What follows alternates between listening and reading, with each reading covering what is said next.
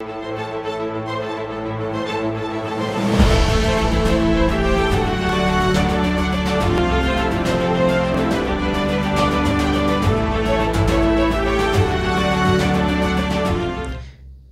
guys, welcome back to Nerd Impacts Incoming Weekly.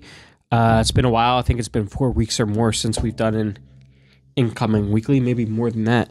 But we're going to talk about some news today, some news from the past few weeks. Just a few things, just stuff that's still relevant at this point. Yeah, and the stuff that we're most interested in. So I guess the biggest thing we should probably talk about off the bat is the Eternals trailer dropped. I think that was actually this past week, right? Not sure. It was recent. It's still relevant. It's on our list. But yeah, the Eternals trailer dropped, and for me, this brings up a lot of questions. I think it's interesting. This trailer does not reveal who the villain is, although some people think, Nick, it's your creepy Eternal. Who's the actor that you thought he was?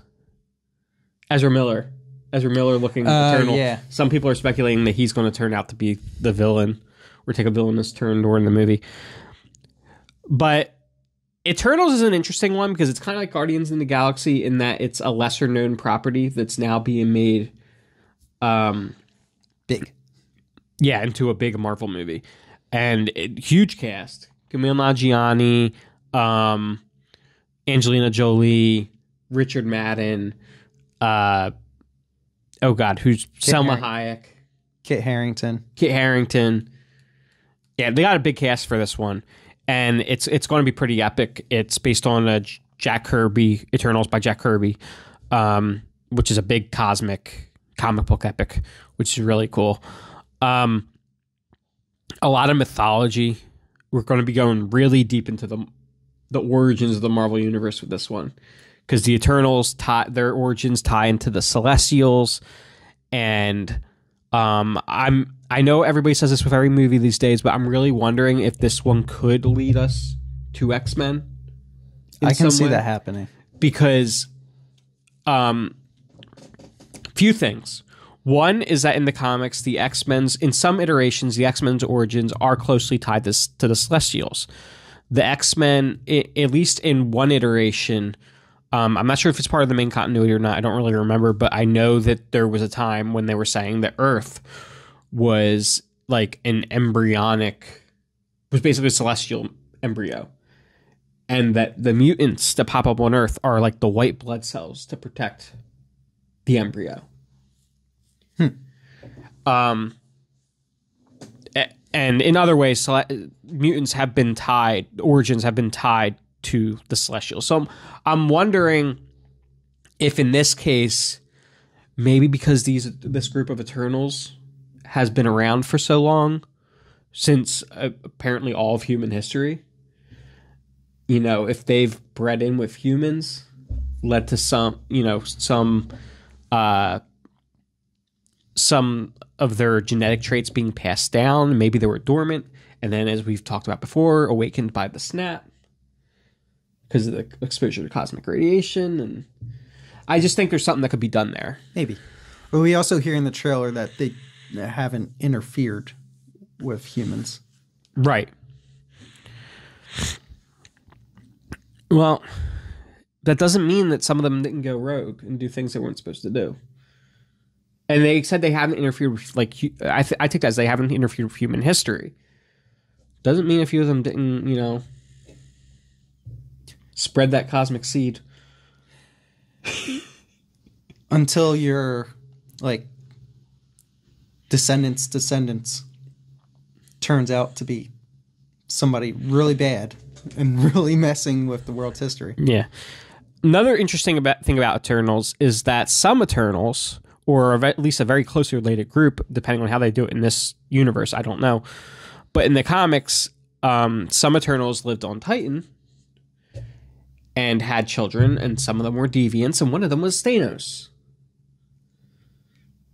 So there's a lot of ways this could retroactively affect the Marvel Cinematic Universe's history. Icarus is also talking about maybe he'll lead the Avengers. Yeah. To which everybody laughs. But it's going to be Spider-Man. My vote is on Spider-Man. I don't think Marvel would do that, only because that's still a legally like a complicated thing with Spider-Man, with Marvel and Sony. I don't think that they would put that much of their universe dependent on Spider-Man. My vote is still for Spider-Man.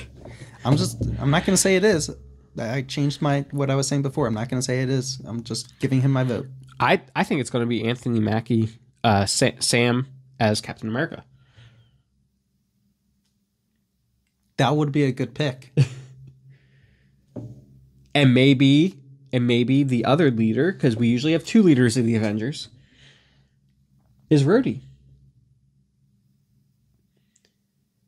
Maybe Rhodey even starts going by Iron Man. Or Iron Patriot. The last time we saw him, he was in Iron Patriot armor. Okay. Civil War Part 2.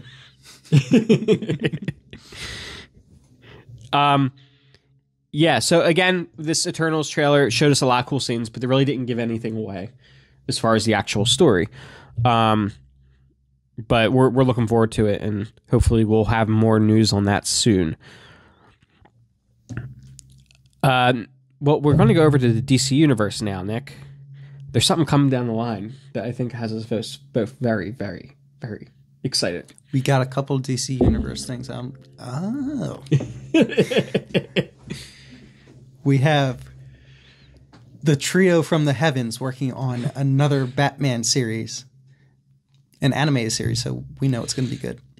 Well, we know it's going to be good by the three people doing it. We got J.J. Abrams, Matt Reeves, and Bruce Timm. See, you could say we haven't seen J.J. Abrams or Matt Reeves do anything with Batman yet. So that there's cool talents to have on board, but the one that gets me excited is Bruce Timm. If Bruce Timm's involved in a Batman project, it's going to be awesome. Yeah. Period.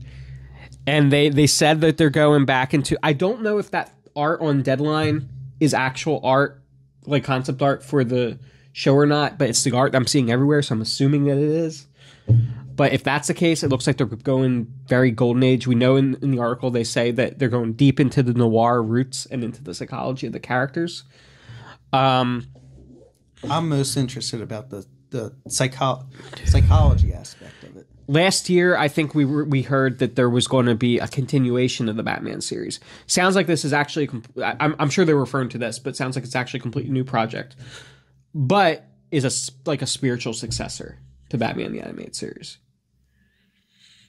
When did the Batman animated series start in Batman's history? It was serialized. It was like I said, it was like an old noir series. It was serialized. You didn't even know necessarily what order the episodes were in. That's weird. Everything was just standalone. So it just picked up in the middle of Batman's career as the kid, or as a crime fighter. So they couldn't mean that this is potentially a prequel. Do you think? No, the way the article sounds to me is that this is they even said this is a new take on Batman. Yeah. Forgot about that. Yeah. So no, I think it's something completely new, but it's going to be like a spiritual successor to Batman in the animated series. And when I hear the word noir, that's all I think about. It's just how there were so many cool things they did with that old series. The old like noir series, like title cards, the way everything was on black paper. So it just made everything look a lot darker. Also made them able to turn out the episodes a lot quicker. Because if you look at all those scenes, there's a lot of black in them. So wherever there was a lot of black, they didn't need to do anything. Yeah. So it allowed them to get the episodes out very quickly. The first season's like 60 episodes of the original series. Wow. Yeah, because it was a Monday through Friday show. New episode every day. Wow. It was awesome. Those are some dedicated people. Yeah. So yeah, we're super psyched about that, and it's in association with Cartoon Network, right? Yeah, it's a straight series ordered to HBO Max and Cartoon Network. Yeah, so that'd be really, really cool. Ooh, I wonder if we're going to get a more adult version on the HBO Max version. Like, you know how Dragon Ball had the uncut? Mm-hmm. Yeah, I don't know. We'll see. I mean, the original series was not... It was kid-friendly. It was made for kids, but it was still mature enough that you can watch it now and definitely enjoy it. They did a lot of interesting things to get around some of the rules back then. Like, they could show a gun, they could show it firing, but they couldn't show you shooting something.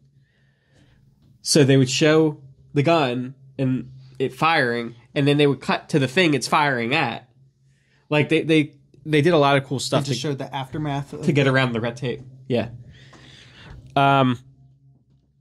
But yeah, yeah, super cool. We can't wait to see it. And then we have some other Batman news.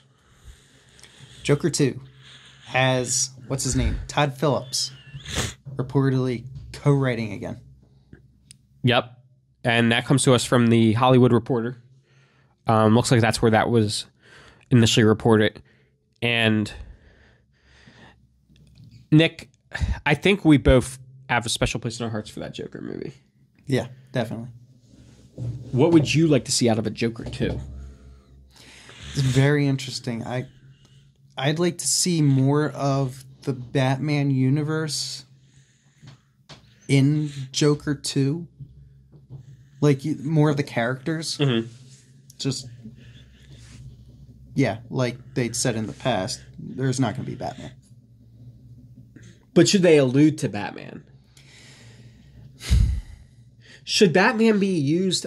That would be interesting. What if this movie was still from the perspective of the Joker, but Batman was used kind of sparingly, the way that Bruce is actually, coincidentally also called Bruce, is also used in Jaws, in the first Jaws. You know what I mean? Like this creature lurking in the shadows. Yeah, but also it depends on... this thought just came to me. It depends on how far into the future Joker 2 takes place, because wasn't Bruce a kid in Joker? Yes. But you just need to go 10 years and you can be like the first year of Batman That's emerging. 10 years they'd be skipping over. So, Joker's been in and out of the asylum. I don't think it matters how far in the future you put it. And Joaquin Phoenix is good at looking differently. Yeah. Well, and also his character, they do say in his character was only supposed to be 30 in the movie, despite Joaquin being much older. So there might be Batman flying around. I think you could do it. And or all we need is just a thing in the papers that the prodigal son Bruce Wayne has left Gotham and is abroad somewhere, or that nobody knows where he is, and then you just know he's out there training. And then maybe you could bring in some inmates in Arkham. Maybe start the movie in Arkham, bring in some of the other inmates. You can introduce us to some early Batman villains. See how the inmates and Joker really turn Gotham for the worse while Bruce is away. And then what if you just ended the movie with... I know we're going really deep into speculation here, but this is what we do. And then you just end the movie with the first confrontation with Batman. But make it horrifying from the perspective of the villains. Or end the movie with the return of Bruce.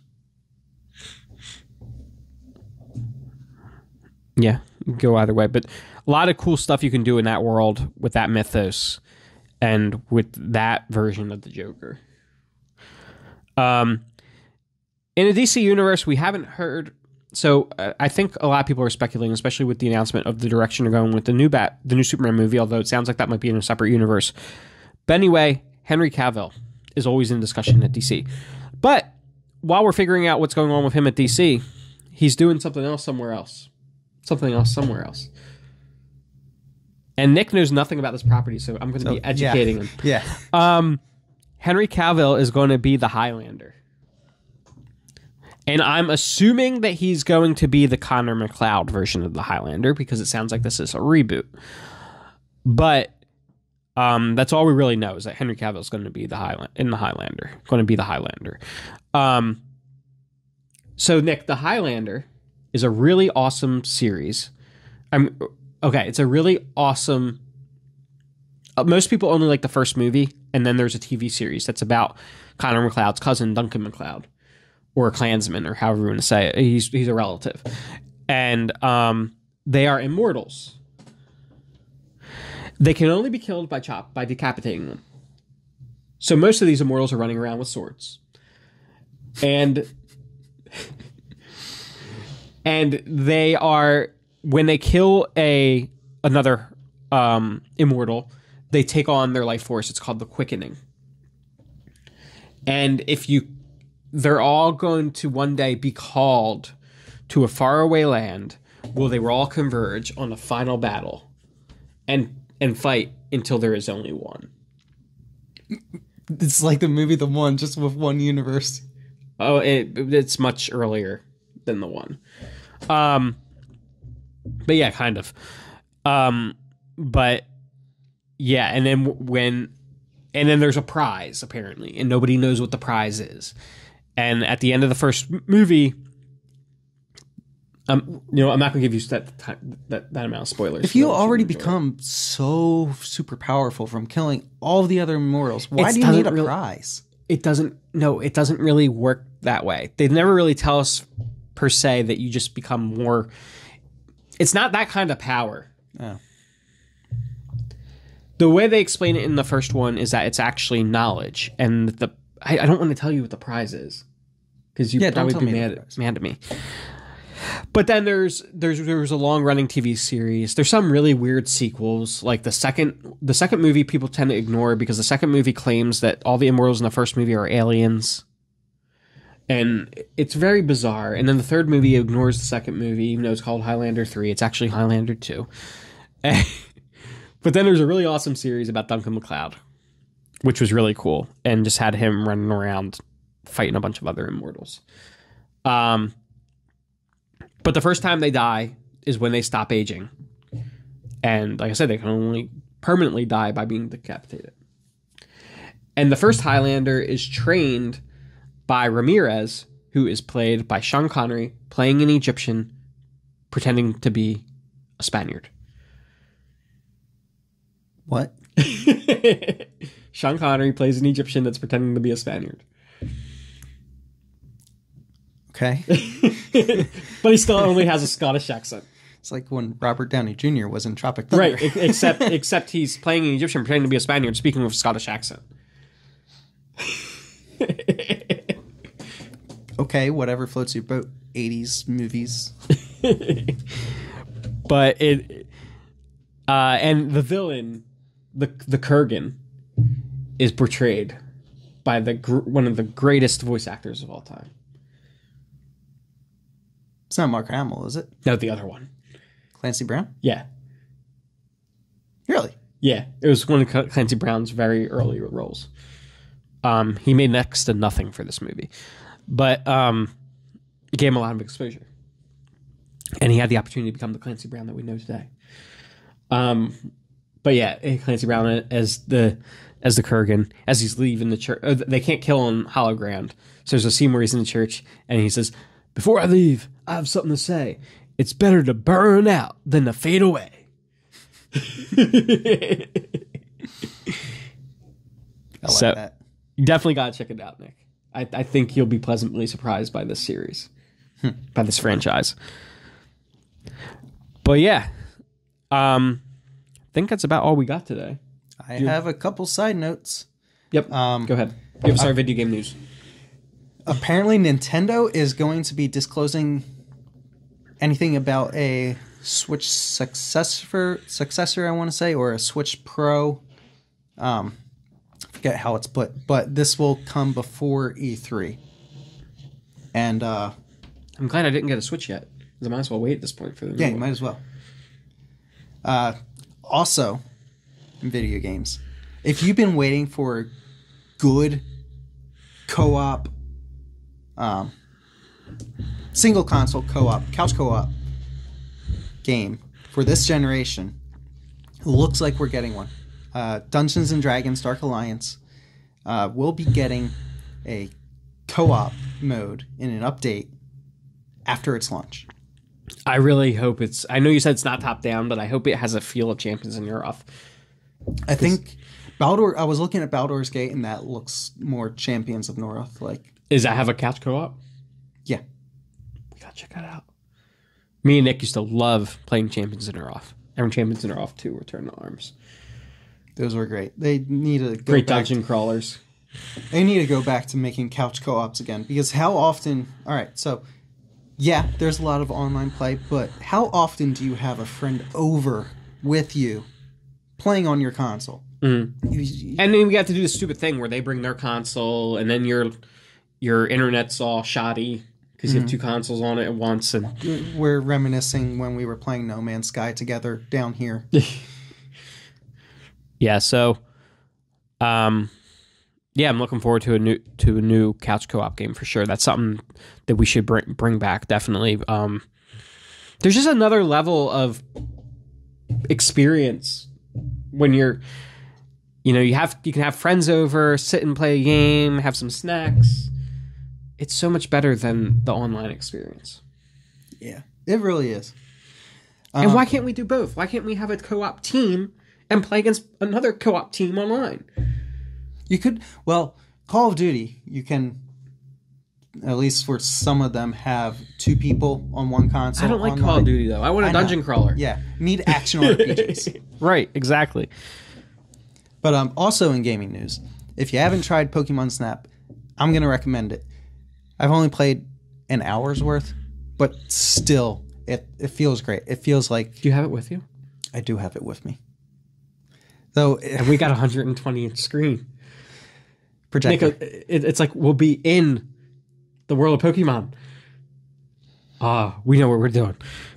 So, yeah, it's really cool. You sends you in on a rover that you can't control, and you're just going through, and there's like so many Pokemon around you, a lot more than the original. And when the original came out, we only had 151 to deal with. That's true. But still, no, I mean like there's multiple like groups of the same Pokemon. Like you see a ton of Buffalon off to the side in the very first. I have no idea what a Buffalon is, Nick. I'm from the age of Charmander, Charizard, and you've played through Hoenn. Charmander, Squirtle, and Bulbasaur. What? You played through Hoenn generation. Okay. But yeah. If you haven't played it yet, go check it out. What generation are we even on? Or just get it. Just get it. What generation are we on? 8? 9? 8? 9's coming out? Is there like 800 Pokemon now? 900. 900? Well, we started with 150. Yeah. And then the second one was just a straight 100 added onto it. Okay. Third one, I forget how much that is. By the Sinnoh region, we had 486. Nick's our Pokemon historian. As I said, he's our anime expert. I think that concludes our news. I'm done with my video game stuff. All right. So we're going to go play some Pokemon Snap. Until next time, don't forget. I jumped the gun on that one. Don't forget to like, comment, and subscribe on YouTube as well as Facebook. In the future, it will be called Spacebook. I guarantee it. And until next time, stay nerdy.